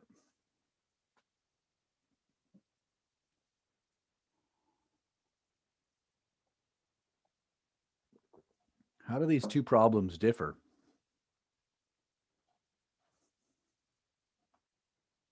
One's a The fixed radius? point. Wait, who was that other than Esteban? What did you say? I said the radius is a little different. What's the radius in this one up here? It's just R. I don't know. I just call it R, I guess. Look at the triangle. Oh, L sine theta. Those of you that had me for 110 last semester, this was on your very, very first quiz, the Math Methods and Canvas Technique quiz. Thinking of you guys. All right. So now somebody else, he got the easy one. What's this radius going to be right here? 2r plus L sine theta. Close. This is 2r. What's So- this? Sorry, r plus L sine theta. R, and then this is L sine theta. And so those are the silly little things that cost you points on quiz day, right? You had the exact right idea. So that was good. All right. And so in these problems, what are the things that we see? Okay. So in general, while it's not always true, there's some patterns that we've seen here, and then we'll call that good. So let's just reflect on, anybody can chime in. What's something you noticed today when we did these problems? Anything that's just any kind of pattern you noticed? Anybody, anything? Like Mass almost always drops out. For what type? Let's say mass often drops out. For what types of circular motion problem? Constant speed. Okay. What else? Give me an example where mass doesn't necessarily drop out. When it's a stiff rod. Okay, stiff rod. Oh, verticals. The vertical motion, sometimes the mass drops out, sometimes it doesn't. I don't know if you saw this. On all the ones where mass always dropped out, we had which flies off first? Horizontal. The gravitron, horizontal. Conical pendulum, this one. All of the horizontal circles, mass often drops out. So horizontal circle. Vertical circle only drops if at min max. Does that make sense? We saw the mass drop out for the min and max on the verticals, but that was only when it was about to fall out of the bucket, or only when it was about to fly off the road. So it's in the vertical circle, mass only drops out when you're at min or max. I don't know if you noticed that. That was kind of, so in general, for example, let me give you another case really quick.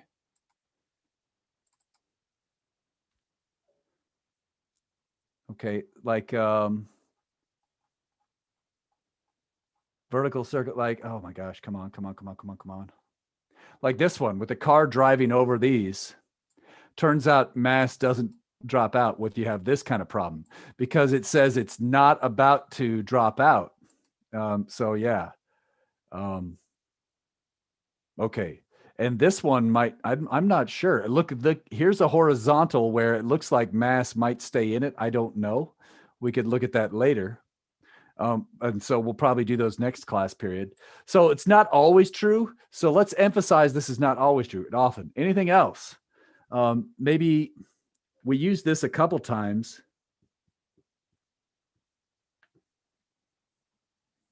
Two pi r over the period. We talked about this over and over, v squared over r. And just so you get used to it, I want you to start writing it both ways. And it's time to go. If you guys, I think, wait, do we have, no, we have 10 more minutes, don't we? We go to 2:15. So this is fine. Anything else you can think of today that you noticed? Any patterns or anything that you think of? Maybe I have a question real quick. go for it. Yeah. Is the quiz gonna involve omega, or is it just gonna be pretty much? I think you could do the quiz without omega, but I'm trying to say omega as much as possible, just because it'll show up on some practice tests. It'll be on your final exam, and it'll be in chapter 10. So the sooner we start using the term omega, the more likely you are to say it correctly. That's all that is. Okay. Yeah, I don't think you need omega. for this quiz. Yeah. It turns out some problems are easier to describe with omega rather than V, because sometimes you talk about RPMs. Yeah. All right. Here's something I was thinking about. There's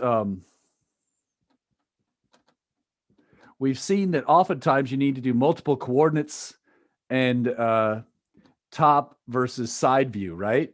I don't know if you've noticed that, but with these problems, sometimes one picture isn't enough to give you a good feeling about the problem. So sometimes drawing more than one coordinate system or more than one picture can be the trick that takes you from not making it to getting it done.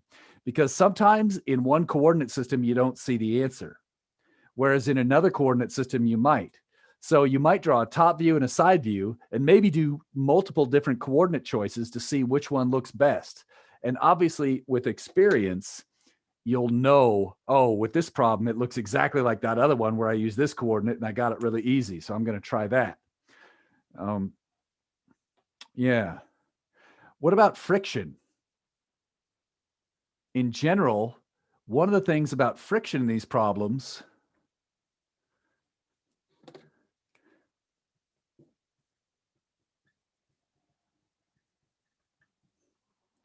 friction static is tricky, right?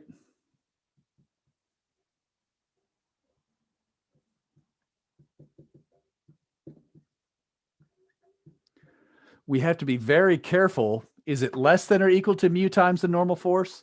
Is it less than when we can't use the equation, or is it equal to? And so the key words that you see all the time with this one are those min and max. So you'll see a lot of min and max in this chapter. When you see that min and max, that's usually a clue that you can use this.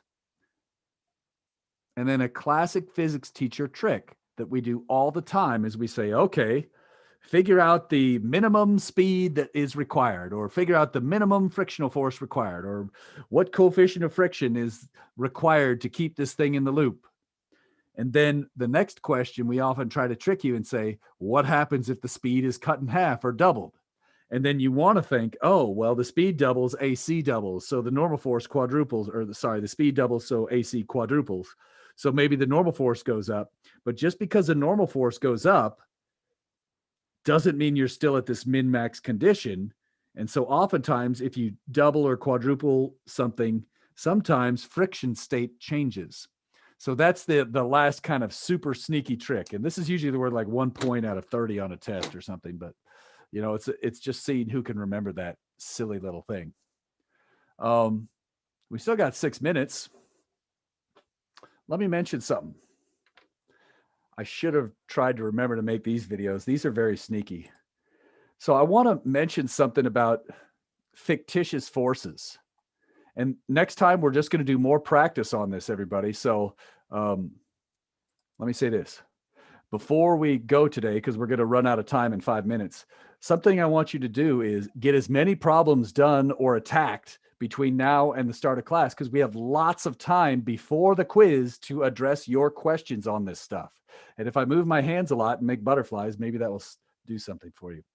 But just basically, we've got some time on Wednesday before the quiz where you could ask me stuff you don't understand and we have time to answer it. So that's what I've been shooting for all semester, is to make some time for this stuff, because I think it's tricky. Maybe it's easy for you. All right, let's go look at one more type of thing here and then call it a day. Okay. All right. This was addressed a little bit in the last problem, the orbiting nuts. It looked like the ball was pushed to the outside, when in reality, what was happening is the ball was moving in a straight line until such point that the string was angled enough to cause a force towards the center of the circle. So let's start for fictitious forces in linear motion. When this thing, if you release this from rest, what's going to happen to the ball? Which way will the ball move? So take a second to read all this. So basically, let's assume there's negligible friction here, so no friction. This is a hanging mass. When you let go of this thing, what direction will the ball move? Up, down, right, left. What do you think? The left. It will move to the right because it's attached to a cart that's moving to the right relative to Earth. Which way does it move relative to the dude?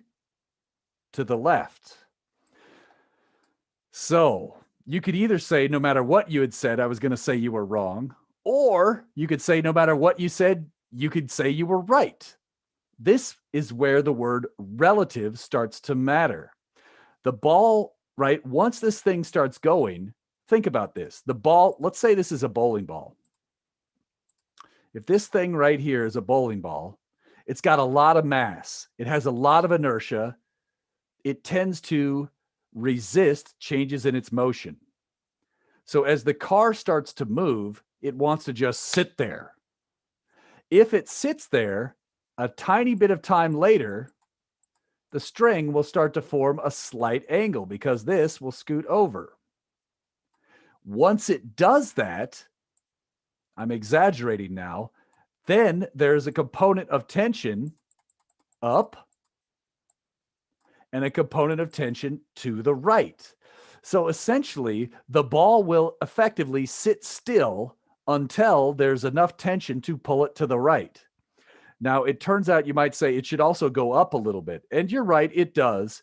But if this angle is very small, which it will be, if this angle is less than a degree, the amount that it goes up is pretty negligible.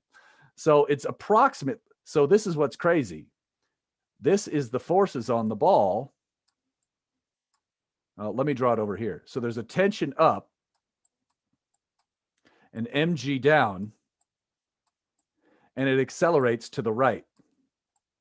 In this force equation, we're going to get T, let's see, T sine theta equals MA. And then we're going to get T cosine theta equals mg. So that's the two force equations we're going to get. Now, you could also argue another way to write this would be like this. Let's go to the whiteboard so I have time.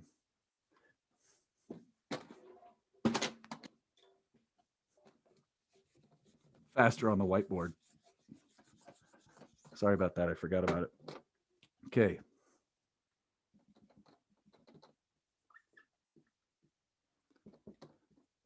Okay. The idea here is, oops, not AC. This is just A because it's not going in a circle anymore. Well, you're going to get some stuff here where you get the sum of forces in the X equal M A. Right? What you can do is you can pretend A is actually a force if you multiply it by M.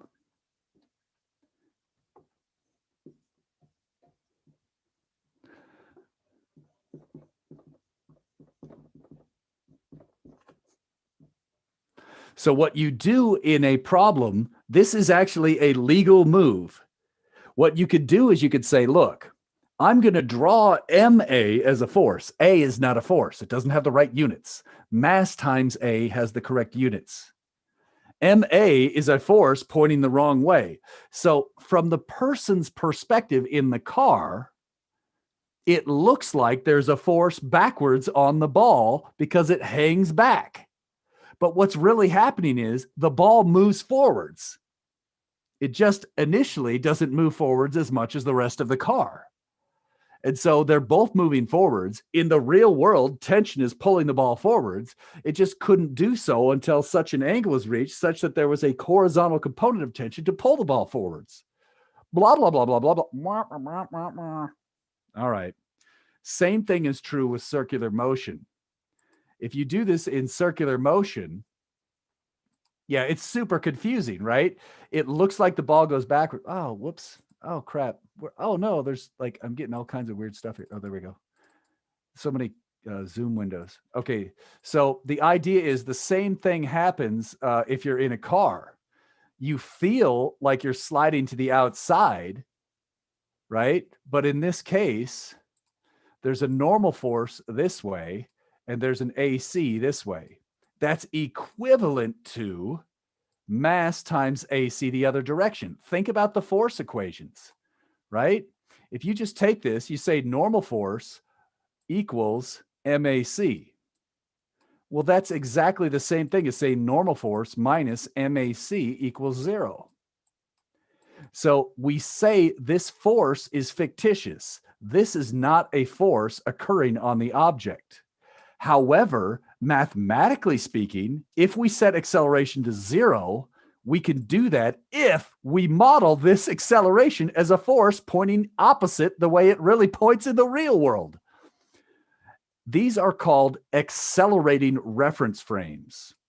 And it's time to go here, but the idea is the reason this is so weird is we're used to talking about physics where everything's going at constant speed, or we're in a car driving at constant speed. We don't normally talk about accelerating reference frames.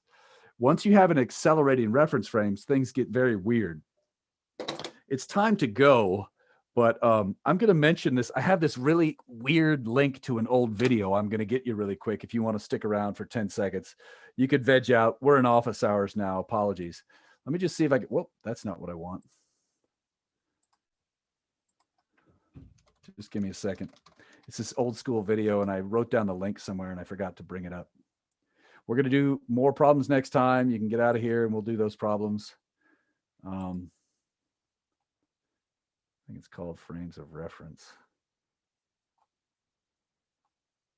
Oh, yeah. I hope this link still works. Is it that very old one you sent me last semester? Probably. Oh, whoops, that doesn't give you the link. Okay, hold on. That's the times where it does all this stuff. Let me get the link. Copy link address. Sorry about that. Hopefully that still works. I'm going to see if it does. Yeah. Oh my gosh. It's so old and crusty. And it's just like two old white dudes doing their thing. But some part of it is just hysterical because these people did ridiculous stuff. Like they literally built a room and put all this stuff inside of it. And then they had somebody outside running around in a circle, pushing the entire room around. And then those cameras zoom out and you're like, oh, come on, guys. But they do some weird stuff and you could really see this stuff and did some old school slow-mo. So if you want to watch that, that's there for you. All right. All right. We're in office.